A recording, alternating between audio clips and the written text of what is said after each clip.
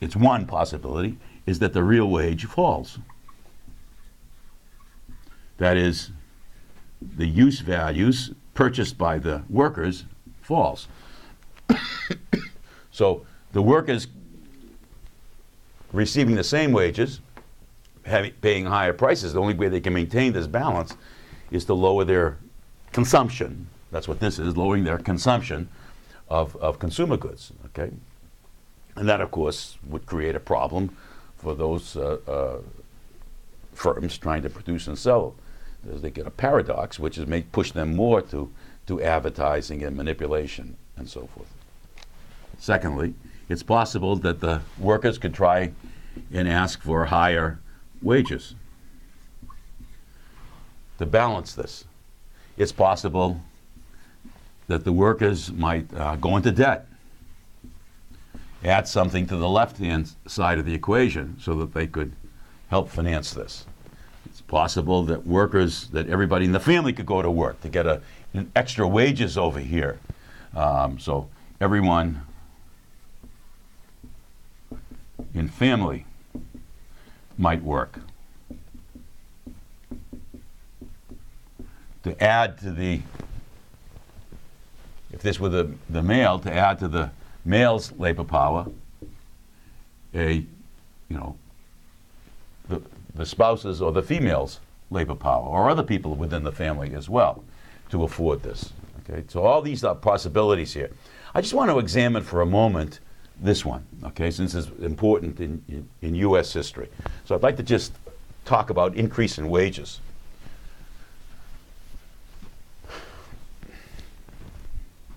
Suppose the workers had strong unions. Let's go back in time. Let me set this up historically. Suppose this is 1950s, 60s, into the 70s, that 30-year period. And suppose the unions in the United States were strong, and they had a good deal of monopoly power. And so what you had is the monopoly power on the side of unions who are trying to set a price for the labor power, because that's what the workers are selling, higher than the value of labor power, whilst at the same time you had the individuals, the corporations that were buying the labor power, they had power in the product market. That is, they could set a price, like I just did, for the consumer goods higher than the unit value. Suppose you had the juxtaposition of these two different kinds of monopolists, and let's see what might happen. Okay? So workers, let's start with the workers. Workers would try and get a price of labor power greater than the little v. Remember, that's the value per unit. Okay? Suppose they were successful. Suppose the workers were able to get a new subsumed class revenue from the capitalists in the means of production industry.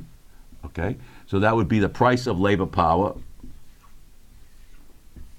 times all the workers times the hours they work. Suppose the union then bargained with, the union representing the workers bargained with the capitalists, and what they bargained for was a higher real wage. That is, they took into account that the workers had to pay higher prices for the consumer goods. So when they sat down when the contract ran out, they sat down with the corporations and they said, look, we don't just want a higher money wage to compensate the workers for the higher prices that they have to pay. So in effect, the unions are bargaining for a higher real wage.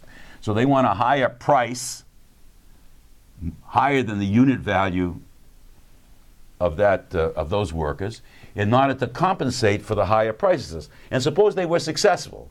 Well, if they were successful, then the workers, all the workers, would get a value of labor power plus the subsumed class revenue, and then they could go out and indeed pay these higher prices.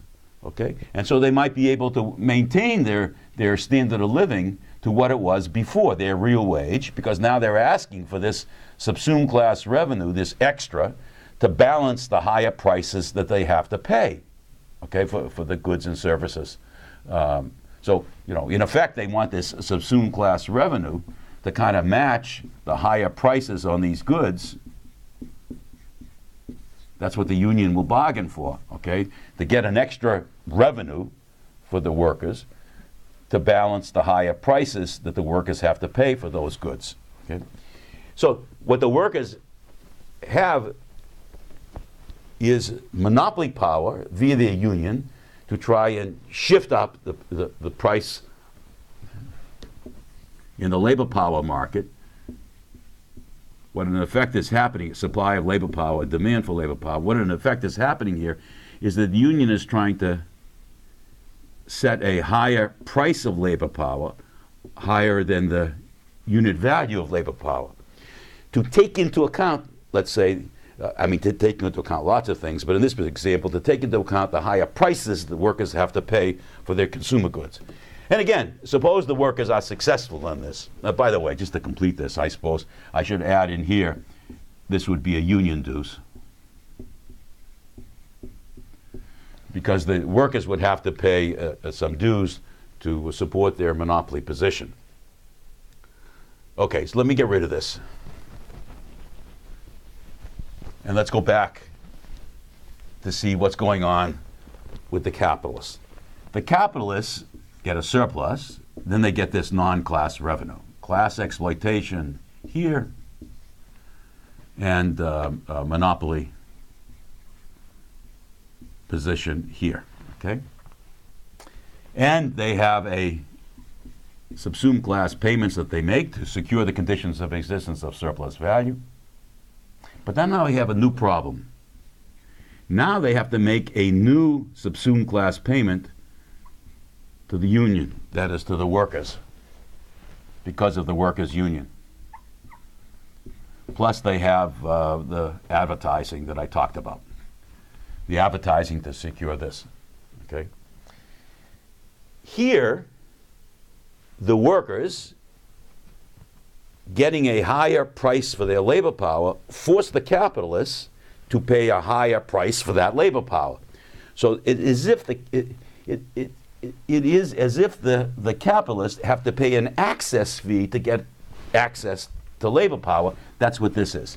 So the subsumed class revenue for the workers is exactly equal to the subsumed class payment by the capitalists. So the workers get a higher price for their labor power. That's precisely what the capitalists have to pay. And it comes out of their surplus.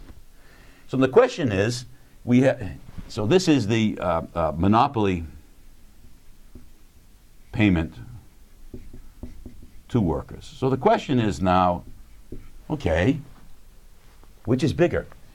We have the monopoly power on the output side that the capitalists enjoy. Then we have a monopoly payment to the workers that the workers enjoy and that the capitalists have an extra cost involved. So this is the benefit to the capitalist by getting a monopoly on the selling side.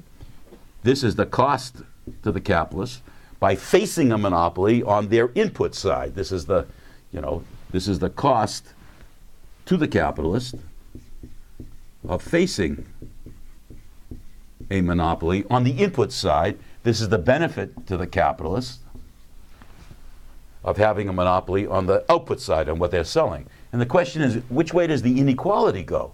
Okay. Suppose, to make a long story short and to finish this story, suppose the workers are able to get a higher subsumed class payment, which is their revenue, from the capitalists to offset the higher prices that they have to pay, and that forces the capitalists to charge higher prices on the goods that they're trying to sell to offset this new cost. In other words, this plus over here forces the capitalist to charge even higher prices, which in turn forces the workers to get higher price of labor power to offset that, which forces the capitalist to charge higher prices. Let me do one more. Which forces, well, what do we have here? What we have is what was called in the 1960s and 70s a wage price spiral. We have inflation. So what we've done here is a class analysis of how inflation may occur in the society. That is, the higher prices over here stimulate higher price of labor power. This is the higher prices of output. And so the monopolies struggling with one another force up prices, and you end up with a general inflation. then the question would be, then the question there would be, you know, okay, what does the federal government do when these inflationary conditions arise? And one of the things that people argued at the time was that what the Federal Reserve Board did, who had control over the money supply, was just pump up the money supply to match the increased demand for money supply and basically help to finance this inflation. In other words, to go back to what we did a long time ago, the demand for money, if you recall, was the value of, there's a little bit of a problem. I understand I've been using V for the value of labor power. So let me write this out. This is the value of goods and services in the economy. That's in labor times, okay? And if you recall, this was over the value of gold. But suppose we don't have gold, we just have the Fed controlling the money supply here. So it's a non-commodity money. It's just the Fed pumping up the money supply. So we have here dollars divided by hours. This is equal to the summation of market prices. So if the market prices rise because of inflation, okay, so that's what we've done. If the market price is rising because of inflation on the input-output side, so the demand for money will rise. And then if the Fed just pumps up the money supply like it can, what happens, if there's no change in the value of goods and services, basically this falls. Okay? In effect, what's happened is I don't know how to, what words to use here, but the conversion factor between value and this non-commodity money changes because the hours remain the same, but by pumping up more money supply, the dollars per unit hours falls, and that's what the Fed has done. And that continued until a new, I can't remember his name, someone came along who said, no, this won't happen, and did reduce the money supply, raised interest rates, and basically caused the recession to squeeze out the inflation in the economy. That may have been under President Reagan. I don't recollect. Okay, so that's this analysis over here. Okay, the next question, which is also interesting, I think, is what happens if there's monopoly in the capital good industry? Okay, the Department 1 industry. So let me erase this, and suppose we had monopoly in this other industry. I don't have to do this in such detail. I think you can get the idea. Here we have a few capitalists who, again, because of competition or other reasons, gain monopoly power in a capital good industry, and they're able to charge a price higher than the unit value. So once again, we have the C plus B plus S, except now it's in a capital good industry. So this is a C good industry. The previous one was a V good industry. And they can sell their product for a price, a monopoly price,